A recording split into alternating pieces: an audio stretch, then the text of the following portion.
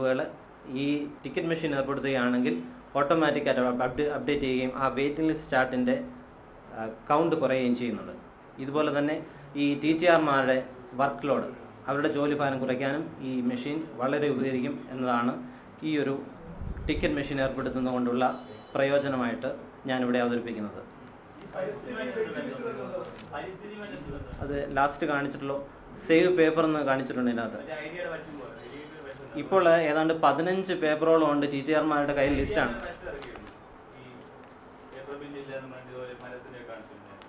ഇത് ഐഡിയയുടെ പരസ്യമായിട്ട് ബന്ധപ്പെട്ടതല്ല.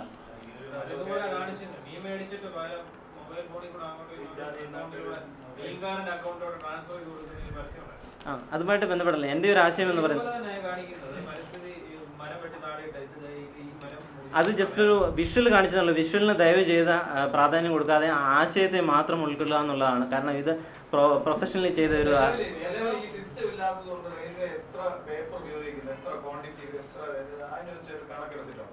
ഒരു ദിവസം തന്നെ ടൺ കണക്കിന്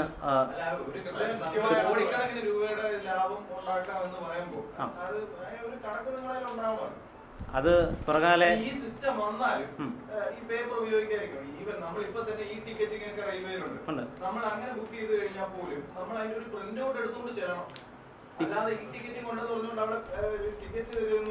ടിക്കറ്റ് അല്ല,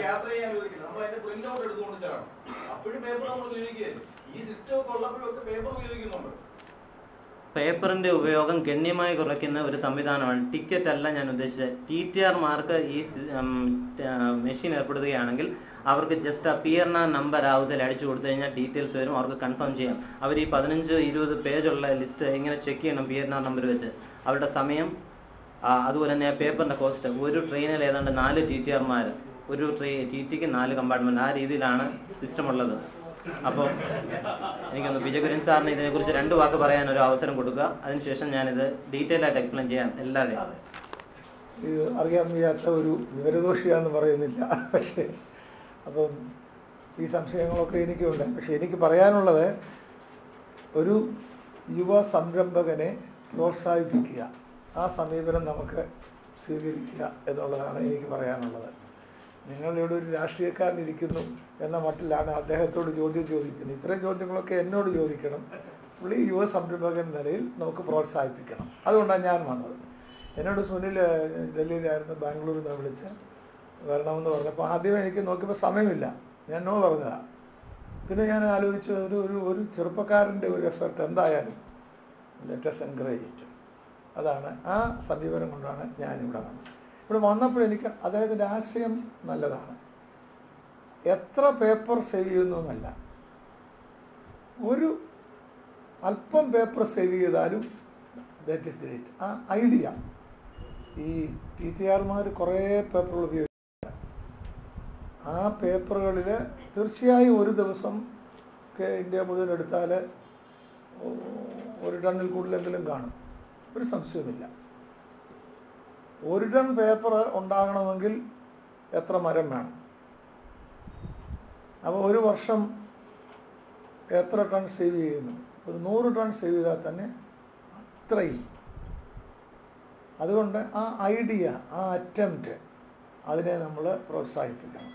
ഒരു മഹാൻ പറഞ്ഞിട്ടുണ്ട്, ഇരുട്ടിനെ പഴിക്കുന്നത് അല്ല, പഴിക്കുന്നതിന് പകരം ഒരു തിരി കൊളുത്തി അല്പം പ്രകാശം പരത്തുക. അപ്പോൾ ധാരാളം ആളുകൾ പരിസ്ഥിതിയെക്കുറിച്ച് പറയുന്നുണ്ട്.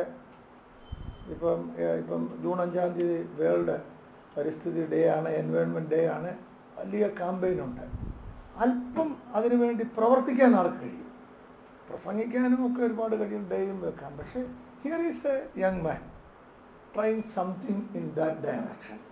അതുകൊണ്ട് നമുക്ക് പ്രോത്സാഹിപ്പിക്കാം. രണ്ടാമത്, വെയിറ്റ് ലിസ്റ്റഡ് പാസഞ്ചേഴ്സിന് ഇത് സൗകര്യമാണ്. എന്തെന്ന് വെച്ചാൽ അവരോടി നടക്കുക, വെയിറ്റ് ലിസ്റ്റഡ്. ഇപ്പോൾ ഓടി നടക്കണ്ട, ഈ മെഷീൻ നമ്മുടെ TTRൻ്റെ കയ്യിൽ ഇരിക്കുന്നത് കൊണ്ട് അപ്പോൾ തന്നെ അറിയാം ഏത് ആ ട്രെയിൻ. അതാണ് ഇതാ ഉദ്ദേശിക്കുന്നത്. ആ ട്രെയിനിലെ ഹോൾ കമ്പാർട്ട്മെൻറ്റിൽ എവിടെ വേക്കൻസി ഉണ്ട് അത് ഇമ്മീഡിയറ്റായിട്ട് അറിയുകയും TTRന് അപ്പോൾ തന്നെ അപ്പം വെയിറ്റ് ലിസ്റ്റഡ് പാസഞ്ചേഴ്സിനും ഇതൊരു സൗകര്യം ആണ്. പിന്നെ കുറച്ച് സ്റ്റാഫ് റിഡക്ഷൻ ഇതുമൂലം കിട്ടുമെന്നാണ് അദ്ദേഹം പറഞ്ഞത്. അതിനെക്കുറിച്ച് എനിക്ക് അറിയത്തില്ല. രണ്ട് കാര്യത്തിൽ എനിക്ക് ബോധ്യമായി. എത്ര എമൗണ്ട് എന്നല്ല, കുറേയെങ്കിലും പേപ്പർ സേവ് ചെയ്യും. അങ്ങനെ കുറേയാണെങ്കിൽ പേപ്പർ സേവ് ചെയ്യണമെന്നുള്ള ആ ഐഡിയ, അത് നമുക്ക് അക്സെപ്റ്റ് ചെയ്യാം. ഐഡിയയെക്കുറിച്ചല്ലേ പറയാം, ആ ഐഡിയ തന്നെ നല്ല idea. That idea is good, that will work.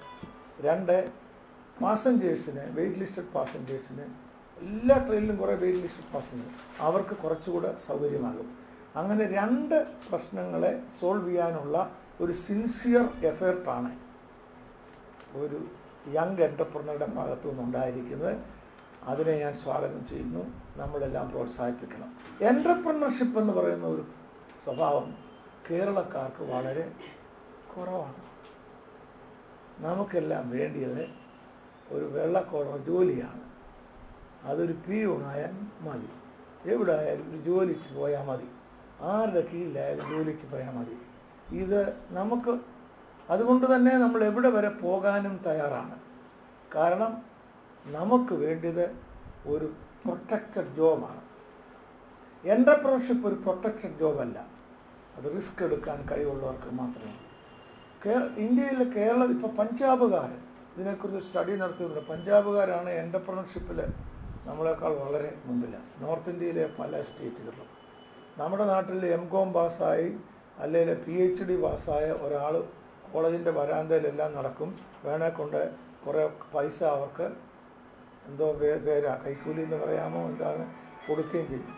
മറ്റ് സംസ്ഥാനങ്ങളിലൊക്കെ അത്രയും വിദ്യാഭ്യാസം ചെയ്തവർ അവർ വാട്ട് ദേ ക്യാൻ സ്റ്റാർട്ട്, എന്ത് ചെയ്യാം, ചെറിയ ഒരു സംരംഭങ്ങൾ തുടങ്ങാവും എന്നല്ല. അത് കേരളത്തുകാർക്ക് മൊബിലിറ്റി ഉണ്ട്, എവിടെ പോകാനും തയ്യാറാണ്. എൻ്റർപ്രനർഷിപ്പ് കാര്യത്തിൽ നമ്മൾ പിൻപിലാണ്. അതുകൊണ്ട് കേരളത്തിൽ സംരംഭകരായി എൻ്റർപ്രനേഴ്സായി വരുന്നവരെ നല്ലവണ്ണം പ്രോത്സാഹിപ്പിക്കണം. എനിക്ക് എൻ്റെ പത്രസുഹൃത്തുക്കളോട് പറയാനുള്ളത് അതാണ്. അങ്ങനെയുള്ളവരെ നിങ്ങൾ പ്രോത്സാഹിപ്പിക്കണം. കൂടുതൽ സംശയങ്ങൾക്ക് നിങ്ങൾ ചോദിക്കാം, അദ്ദേഹം പറഞ്ഞു തരും. എന്നാലും അൾട്ടിമേറ്റ്ലി എൻകറേജ് ചെയ്യും. He came with a new idea to solve, at least to some extent, a gigantic problem which we are facing. അതുകൊണ്ട് എല്ലാ ആശംസകളും വിജയവും ഞാൻ സുനിലിനെ ആശംസിക്കുന്നു. ഇത്രയും ഞാൻ പറഞ്ഞുകൊണ്ട് സുനിലിനെ എനിക്ക് നേരത്തെ അറിയാമെന്ന് വിചാരിക്കേണ്ട, ഞാൻ ഇപ്പോഴായി പുള്ളിയെ കാണുന്നത്. എല്ലാ ആശംസകളും ഞാൻ അദ്ദേഹത്തിന് നൽകുന്നു. പ്രസിൻ്റെ, പത്രലോകത്തിൻ്റെ പിന്തുണ അദ്ദേഹത്തിന് ഉണ്ടാകണം. അദ്ദേഹത്തിന് മാത്രമല്ല, ഇതുപോലെ സംരംഭകരായി വരുന്നവരെ ഒക്കെ പ്രോത്സാഹിപ്പിക്കണം. അവരാണ് റിസ്ക് എടുക്കാൻ തയ്യാറായി വരുന്നവരെ ഉണ്ടാക്കാൻ കഴിയുള്ളൂ. അങ്ങനെയുള്ളവരെ പ്രോത്സാഹിപ്പിക്കണം. എപ്പോഴും പത്രങ്ങൾ ദോഷൈക ദൃക്കുകൾ മാത്രം കാര്യങ്ങളെ പ്രോത്സാഹിപ്പിക്കുകയോട് ചെയ്ത് ഒരു ബാലൻസ്ഡ് ആയിട്ടുള്ള സുഹൃത്തുക്കളോടെല്ലാം നന്ദിയും അറിയിക്കും. പ്രോത്സാഹിപ്പിക്കാൻ അതെ, അതിന് എനിക്ക് ഡീറ്റെയിൽസ് ഒക്കെ തന്നാൽ ഞാൻ ഇത് വെച്ചുകൊണ്ട് റെയിൽവേ മന്ത്രിക്ക് കൊടുത്തിട്ട് അവരെ കൊണ്ട് ഇത് പരിശോധിപ്പിച്ചിട്ട് എത്രമാത്രം ഇത് ഇഫക്റ്റീവാണ്. ഇത് ഞാൻ ആ ഐഡിയയെക്കുറിച്ചേ പറഞ്ഞുള്ളൂ. ആ ഐഡിയ എത്രമാത്രം പ്രാക്ടിക്കലായി എഫക്റ്റീവാണെന്ന് ഞാനും കണ്ടില്ലല്ലോ. അവരെ കൊണ്ട് പരിശോധിപ്പിച്ചു. I am very happy to do that. തീർച്ചയായും you give to me, I am very happy to. ഞാൻ തന്നെ ആൻഡ്വാനണി ഇപ്പോൾ വരും, അദ്ദേഹവും അതിന് തയ്യാറായിരിക്കും. അദ്ദേഹവും അതിന് പൂർണ്ണ മനസ്സോടെ ചെയ്യുന്ന ആളാണ്. അപ്പോൾ അദ്ദേഹവും അതിനകത്ത് താല്പര്യമുണ്ട്. ശരിയാട്ടോ, വേറൊന്നുമില്ലല്ലോ. ഓക്കെ. ഈ ഒരു ആശയം സ്വന്തമായ രീതിയിൽ ഒന്ന് അവതരിപ്പിക്കുകയാണെങ്കിൽ ഇതിന് നല്ലൊരു റെസ്പോൺസ് ഉണ്ടാകും എന്ന് തന്നെയാണ് എൻ്റെ പ്രതീക്ഷ.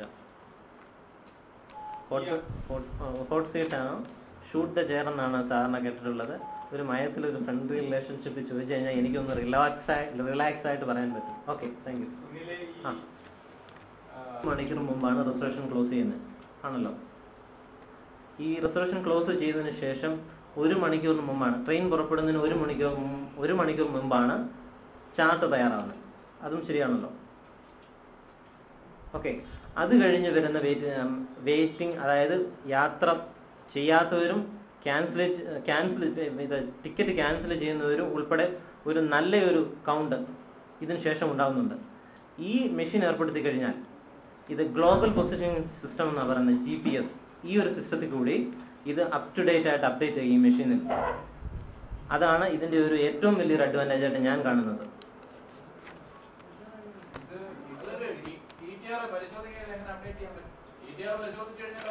യെസ്, TTR PNR നമ്പർ അടിച്ചു കഴിഞ്ഞാൽ